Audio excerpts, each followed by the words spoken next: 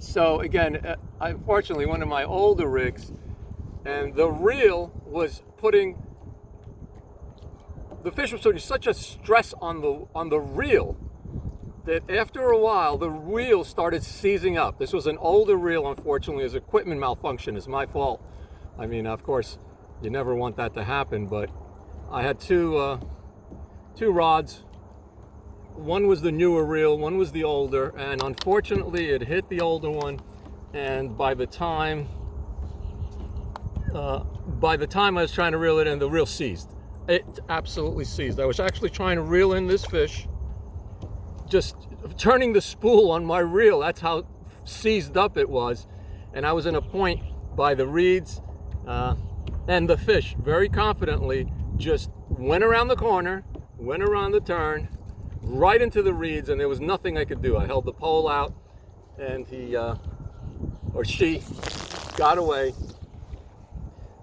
Just amazingly, just like that. Again, I call this fish a freight train. I'm just like, this is not a fish, this is a freight train.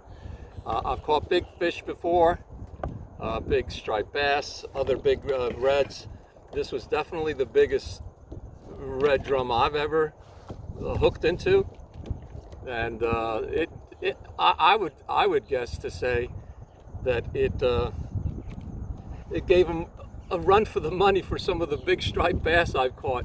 I've actually caught a 39-inch striped bass, and it just felt like that. That's the way it took the bait, that fish. So it was very disappointing that I missed it, but it was very exciting. I'm sorry I did not have it recorded. It would have been a terrific, even though I lost the fish, it would still be a terrific recording. So now I have the bobber with some mullet, and I just put on a little 2-ounce weight some mullet to the right. This is the point where the tide moving out, there's been a lot of activity. Hasn't yet here, but I've only just stopped just now recently, and I'm going to give it a shot because it's a really good position. I'm going to go to the other side of these, see these reeds that I'm parked up against. I'm also going to go to the other side if nothing seems to strike here. But I'm hoping for another great day and another chance at a monster freight train like yesterday. This time I changed out, obviously, that reel, the seized reel, for a much newer reel. I happen to have a Shimano, a pair of Shimanos. Oh, looks like there's something going around the bobber. If you could see the bobber, there's some little waves and rakes around there. Anyway, whoa, there's a fish right in front of me, just broke the surface. They are here. I'm hoping they're the big ones. I'll just take a good fighter, but I would hope there was a big one. Anyway, I got two Shimanos, FX 4000. They're pretty good, inexpensive reels. They do the job under mostly all conditions that I know of, unless you're going deep in the ocean or going surf casting for significantly larger fish. This is more than enough for the red drum in this area. There is activity here, so I'm very happy here. I'm hoping I could present the bait to these fish here off this point in a way where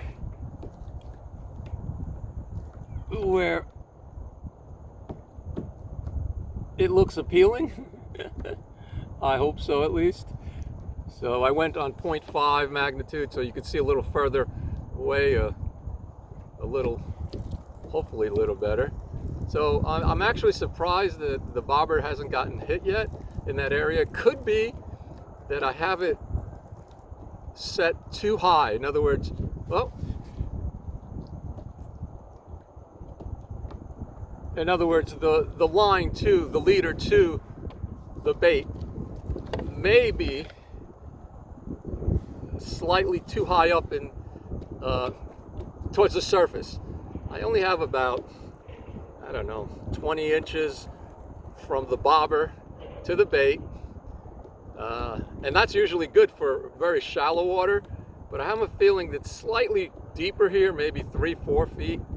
So if this does not work, which would surprise me if I didn't even get any strikes, I'm gonna swap out the leader with the same similar hook and just make it hang a little lower so it's a little further away from the bobber, free floating. Now I'm actually bringing it in a little closer slowly, and that's only because I saw some fish moving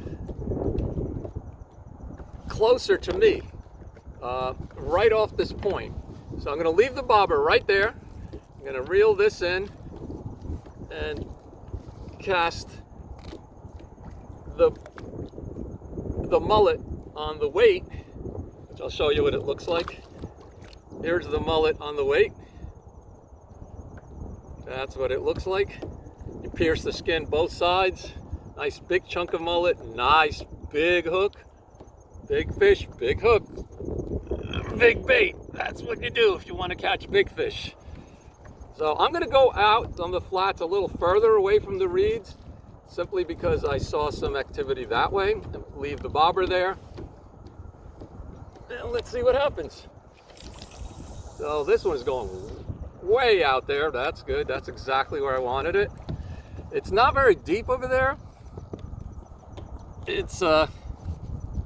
It's probably 3 to 4 feet where I cast out there, about 11 o'clock,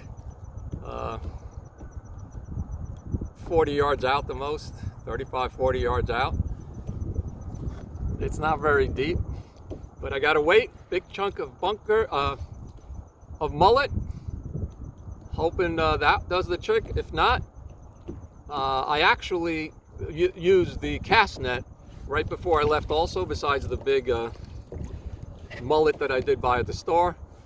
I used the cast net, caught a nice bunch of little bait, spot, croaker, even some finger mullet, which may work well better here because they're a little smaller, easier to manage on the hook. And then I even actually accidentally caught a live shrimp. I doubt it's still alive in the bucket, but it's behind me, it's in the bucket. I'll even try the shrimp later. But I also ran out of bait yesterday. I only bought 2 big pieces of mullet, thinking, 2-3 hours, make a few chunks. Well, it was so exciting after that fish in that spot, which was a terrific spot. There was a lot of activity there. I was trying to fish some more and catch another one, proverbial, the one that got away, catch the one that got away. And I ran out of bait. So that was a little disappointing. And so let's show you what the rig is. So you see it's about, 19 inches, maybe 20 away from the bobber. And that just might not be enough. So the next setup, if I move anywhere else, I am definitely going to make the leader a little longer. And hopefully that does a trick. I mean, I don't know, but that could be the reason that I haven't gotten a strike yet.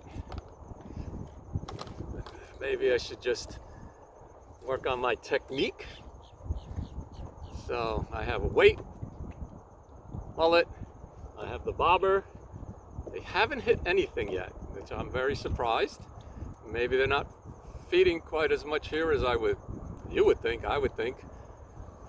So I'm gonna probably use this bait one more time, then change bait to see if fresh bait will do the trick.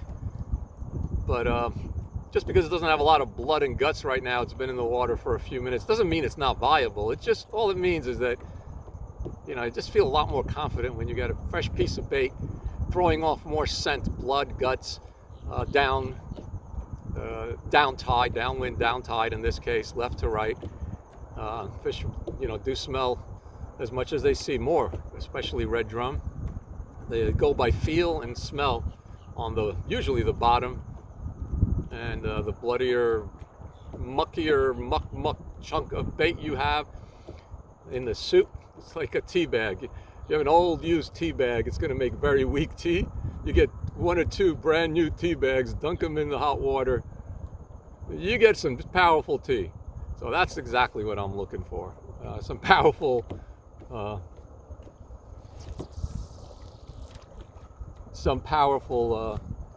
smelling bait. So bobber to the left, hopefully you can see it.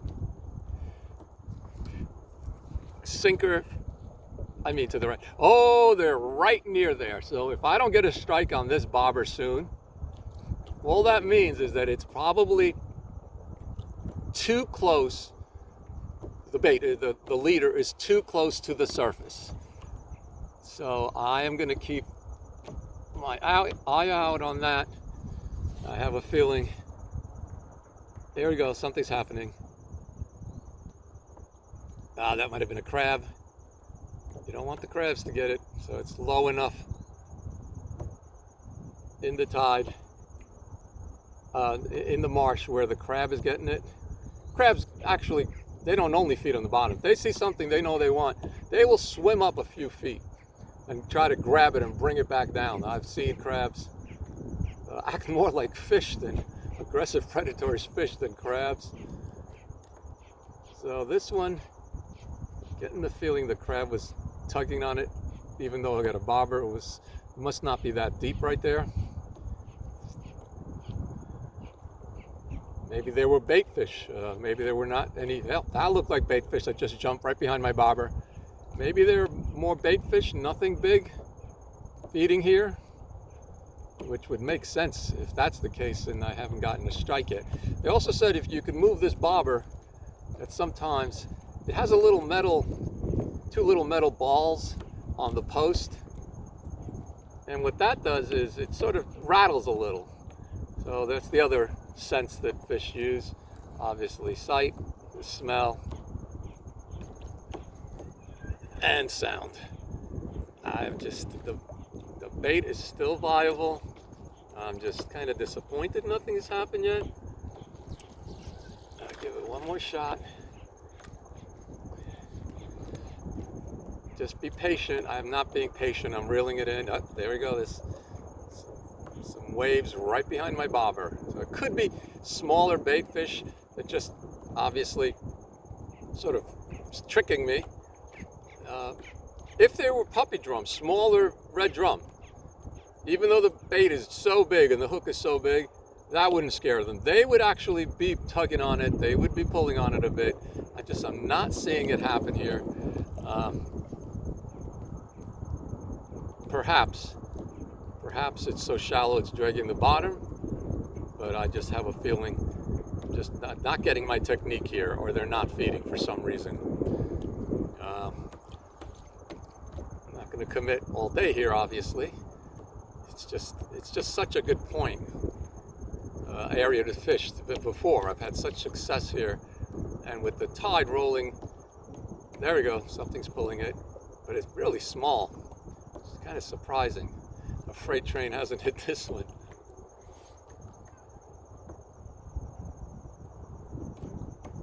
Come on, big drum. Let's go, big drum.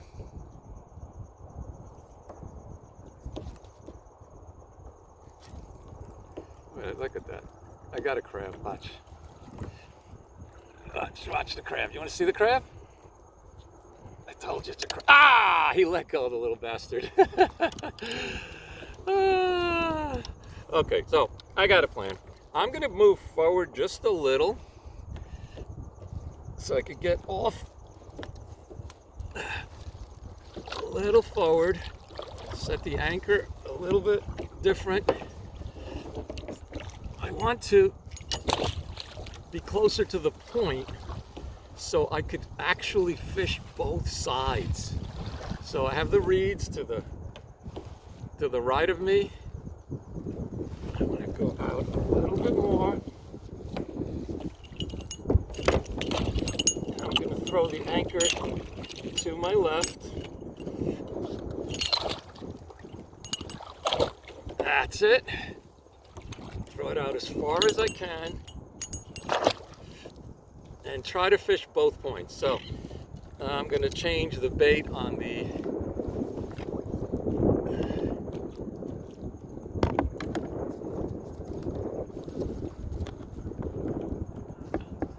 on my line with the sinker, put some fresh bait a little bit to the right, and then I'm going to put a smaller, hopefully live little bait fish on the bobber and see if that works. So this bait is still good, but I like fresh bait.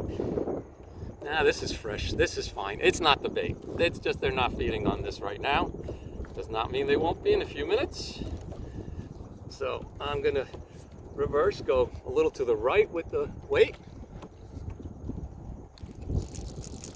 That's it. Perfect. That's what I wanted. And I'm gonna take some small fish.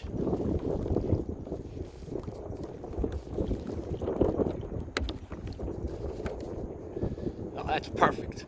Lay the rod. See how it's bending? That is perfect. And I'm gonna get some smaller bait fish. Look for a live one in the bucket if I have one. I don't know. They don't last that long. I only caught them on the throw net about, I guess, 40 minutes ago. But they just don't last that long. It's not like, fresh water for them. It's stagnant. It's in a bucket. It starts warming up, even though it's not too sunny. It still starts warming up. Let's see if they take it over there.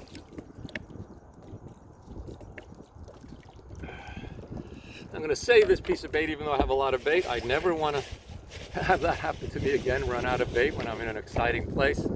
The fish, I'm just reaching back, looking for something alive. I'm just feeling my way.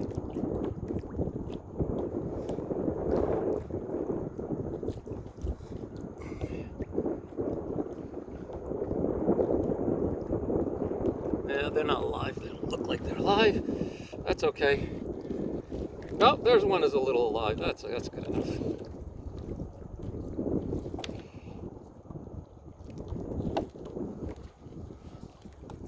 Okay.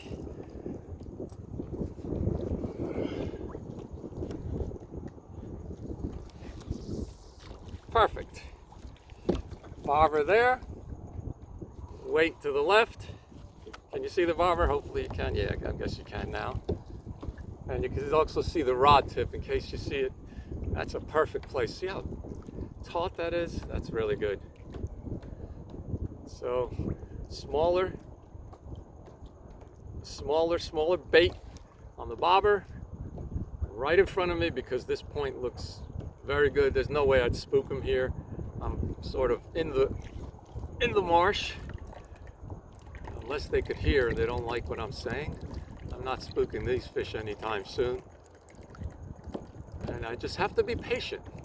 And if this doesn't work, obviously I have a good part of the day to fish. I'm going to go to the other side. I'm going to go to catch different movements of tide opposed to the reeds, the marsh, away when the tide is, wind is moving away, when the tide is and wind is moving towards, and on the low areas, the areas where you have still water closer to the reeds with more moving by the wind and tide effect water near it. Those are really good spots where there is transitions in conditions. Same thing with depth. You want to fish from low to high, high to low, actually, either way. And you want to fish variations in way the tide is moving compared to the terrain you're fishing. So the bobber still hasn't gotten a hit. I see some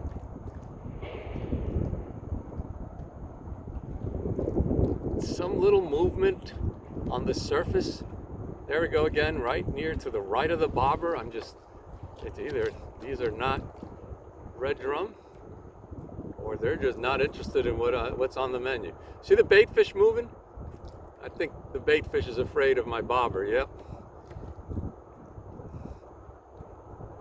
That's another thing. If you see bait fish and they're in a bunch and schooling together trying to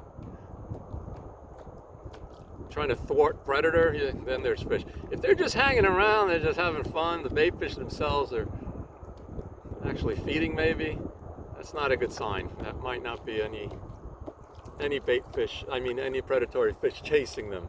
I don't see them running. I don't see the bait fish being chased, so it could just be they're not feeding right now, right here. Fish are opportunistic. If they happen to be on the bait, and not that they were intending on feeding on what you just threw them, but they're opportunistic. If they are hanging right near there, and either the movement, the smell, the sound, anything that might trigger a strike, it's near them, they might go for it anyway. But it just does not seem like they're feeding here, or anything's feeding here that is taking any big chunks of bait. I saw a crab. I almost caught a crab. And that's it. I am getting ready to move on. I'm going to test to see how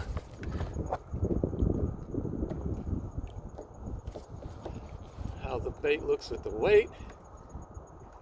Looks like it was hung up on some reeds. That could be that sort of hides your bait. If you get in the weeds, the reeds, and your bait has got too much junk on it, that can, let me see what it looks like. No, it's still good. It's still good. I am puzzled. No takers. These fish do not want to play poker. I do like to play poker. That's the only reason why I mentioned that.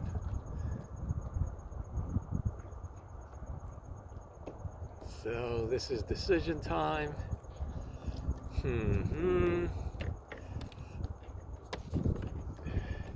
Such a good point here.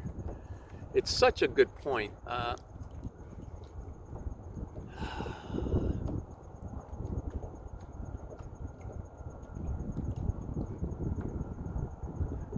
Perhaps I need to be,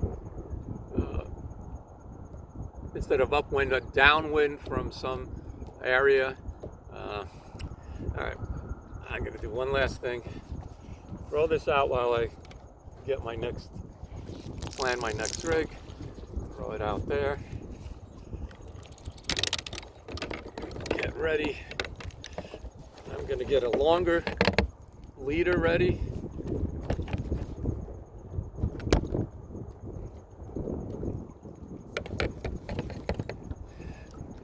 For the bobber, I'm going to get another hook while I just throw this one out there just in case something strikes when I'm getting prepped.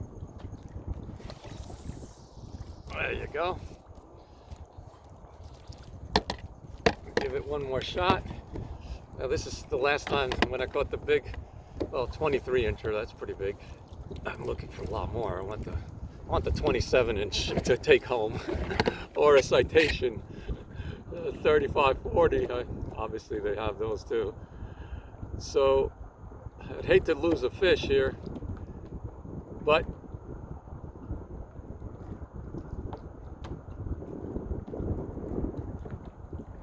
I do want a longer leader for the next stop or the next bait that I put out. So I gotta reach back. Hopefully I can get my leader. It's going to be hard. Nobody ever said kayak fishing was easy. Well, I didn't. I sure as hell didn't. So I can't even reach and find my leader. So since that's the case, I am not going to fight this too much longer if I don't find it quickly.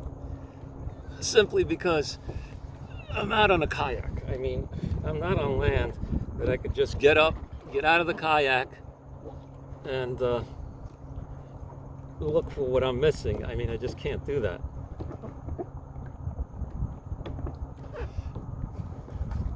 So I'm gonna go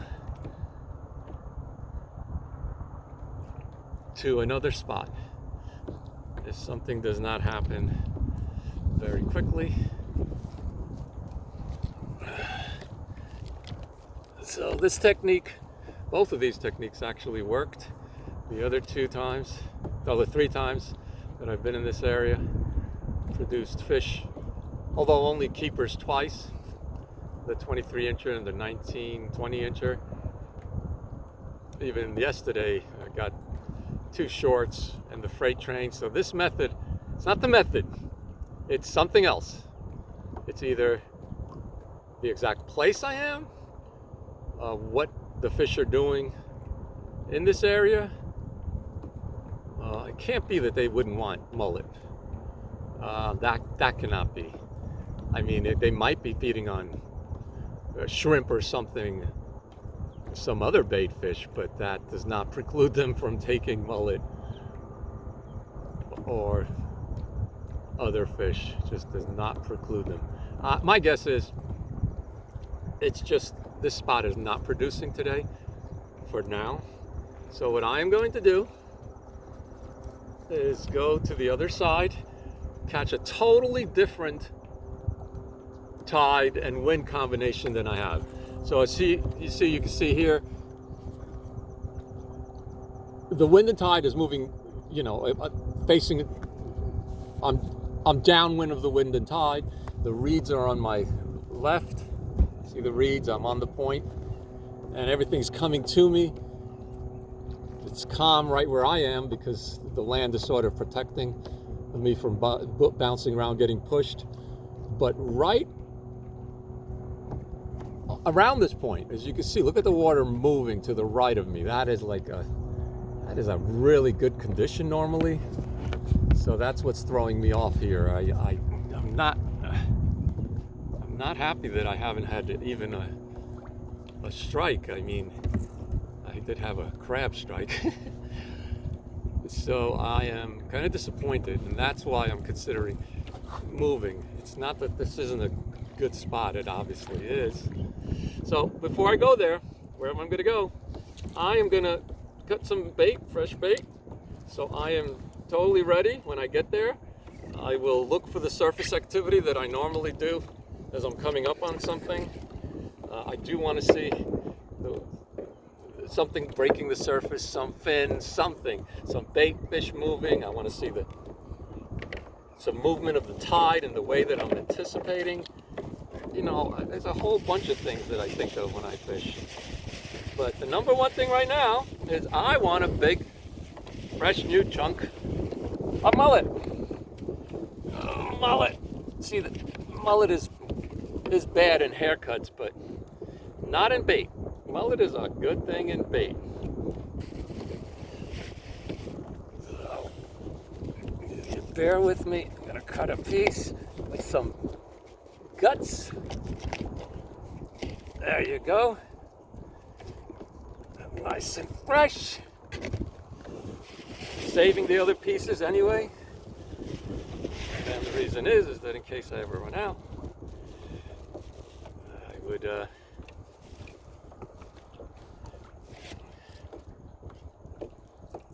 still have some. Okay.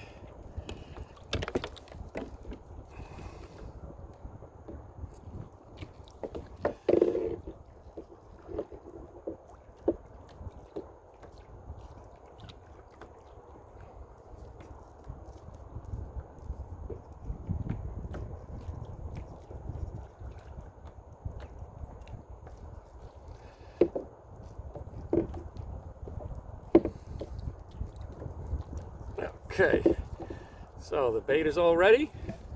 Let me hook the bait up.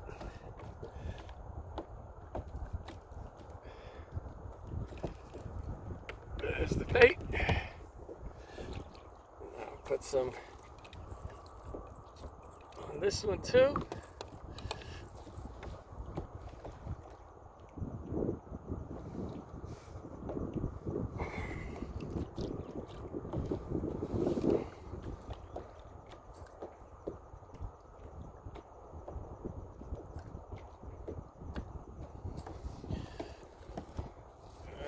let's head to another spot. Just a second. Woohoo!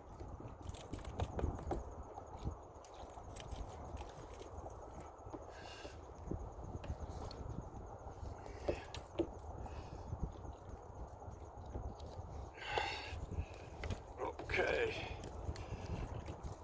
All baited up. Now get my anchor. I got this great little anchor. It's nice and light. I don't even have a deploying system on the kayak. Simply, I just don't have one. And I'm never gonna try to anchor up in an area that is just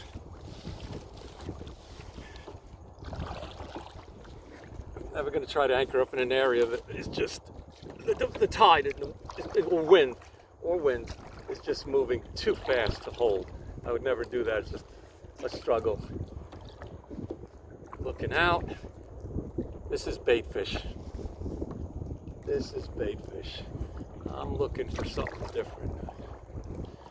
I'm pretty sure this is bait fish. I don't see anything chasing them. Look at the surface. Right in front of me, bait fish, bait fish, bait fish. These are the flats. Can't be more than 2-3 feet of water here. This is the area that produced fish before. So my guess is on this bank over here by the reeds and closer to the,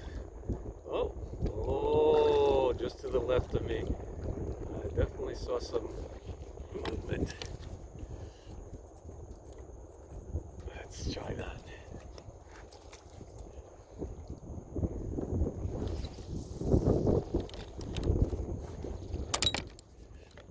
Let's try that.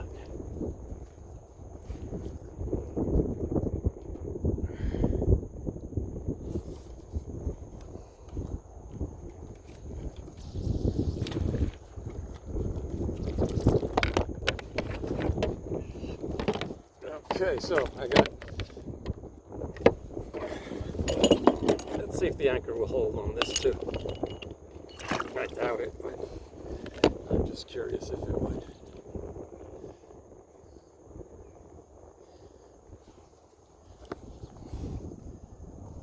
Yep, the anchor is not holding yet.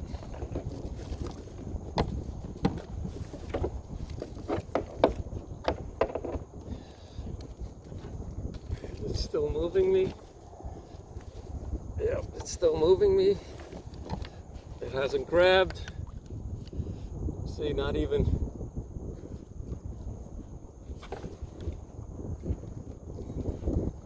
In heavy moving water, it's not holding. That's why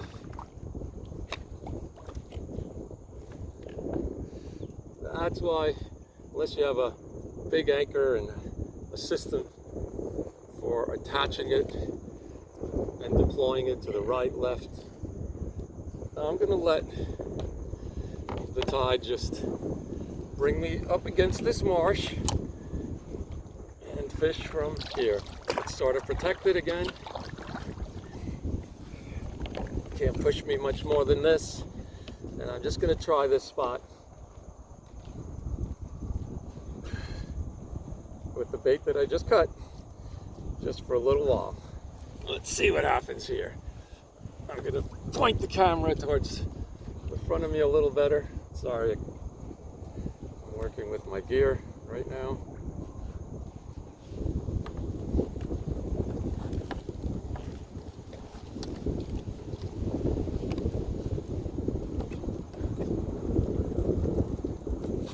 Okay, that's good. There's my bait. So I'm gonna cast a little close.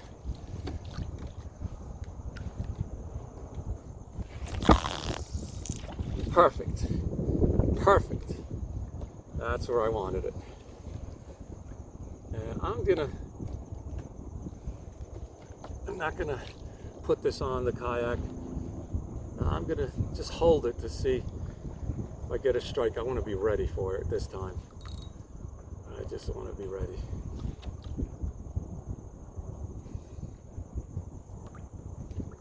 Here we go. Oh! Something hit it. I was not patient. It's not big like yesterday. I better let it sit.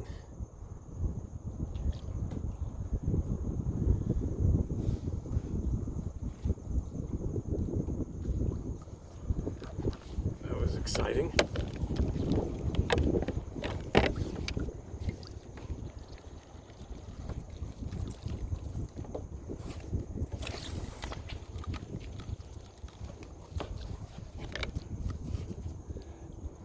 Look at that fish eagle. Look at that. Look at him catch that big red drum. Did you see that? That was exciting. That was exciting.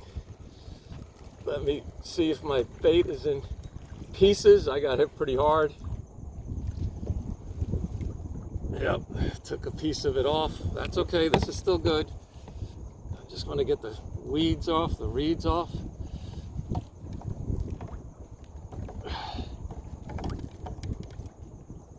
There you go. I'm gonna try that again. That was good. It was not it's probably a lot smaller fish than I hooked into yesterday, but still, I'll take that. All right, perfect. I'm gonna put the camera up a little more, so hopefully you can see.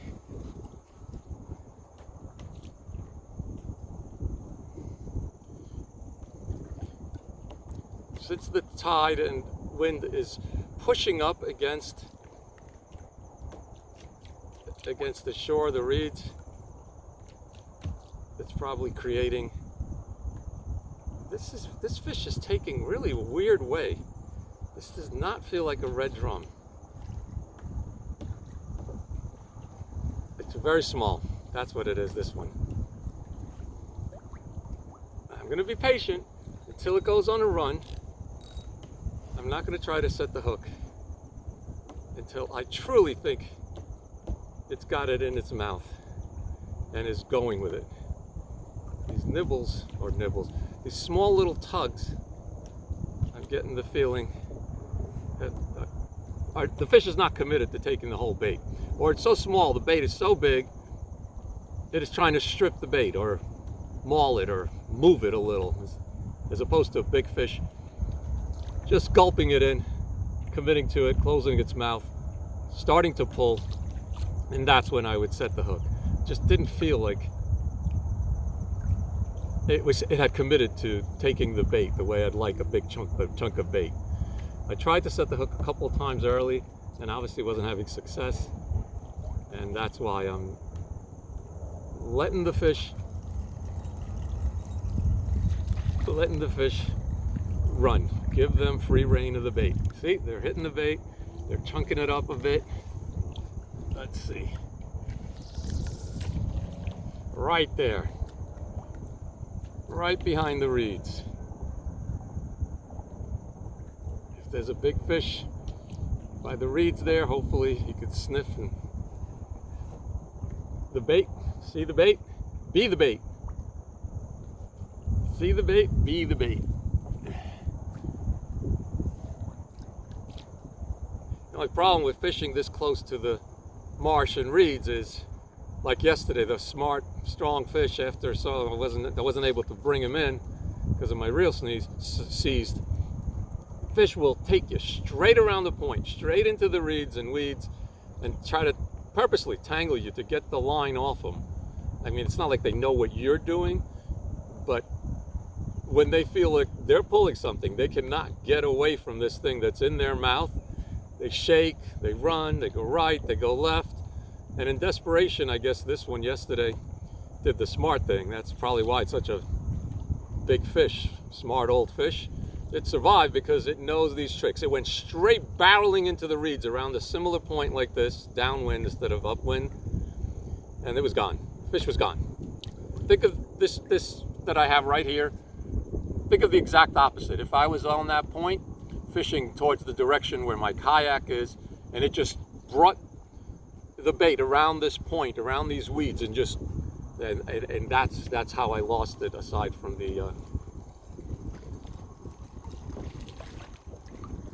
the real season, that's the other reason why I lost it.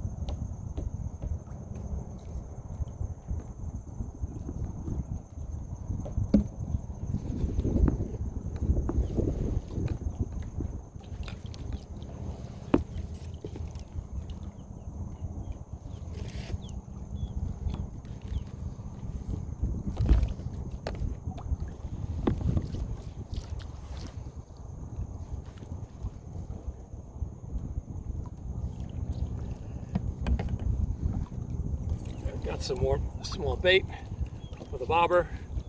Give that a shot in the same general area. See what happens. Perfect. Now bring in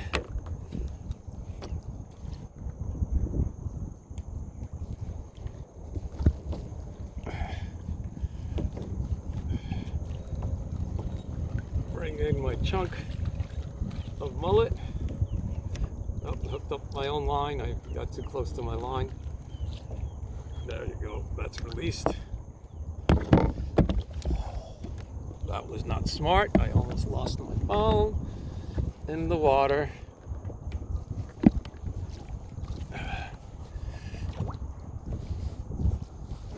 Well, that's why they usually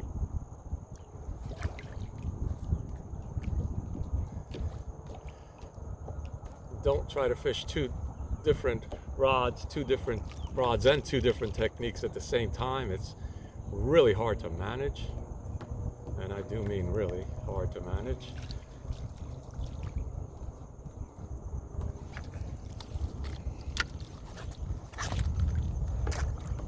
You saw that coming at us. Wasn't that nice?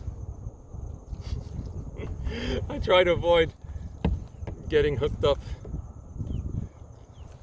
in the reeds. I was on the other side of the reeds and just totally pulled out the line, flung it back towards me, just trying to save having to go there and get it untangled.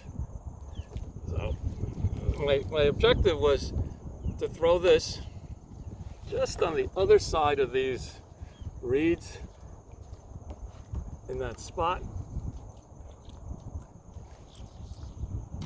That's what I was trying to do.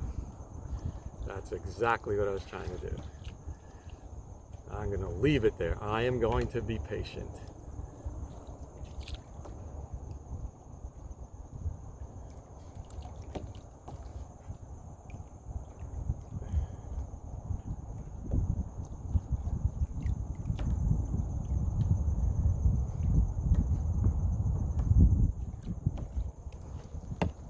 I'm not feeling it here. I am not feeling it.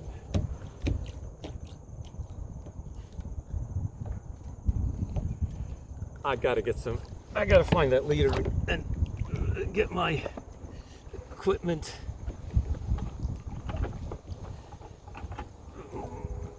The way I want it set up. I want longer leaders for both of these. Aha! I found it! Ah! I have 60-pound clear monofilament leader. I mean, dude, that is, I know that's overkill. I'm not saying that I don't know that. I do know that's overkill.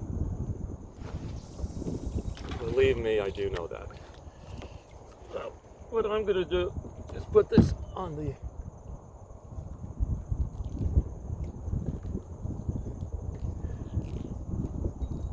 back. Tighten the drag to the point where the fish, if it takes it and goes on a run, probably the hook would be set by itself actually. And I'm gonna work on doing 2 rigs with longer leaders. Perfect. I'm gonna turn it off for a while to save the camera.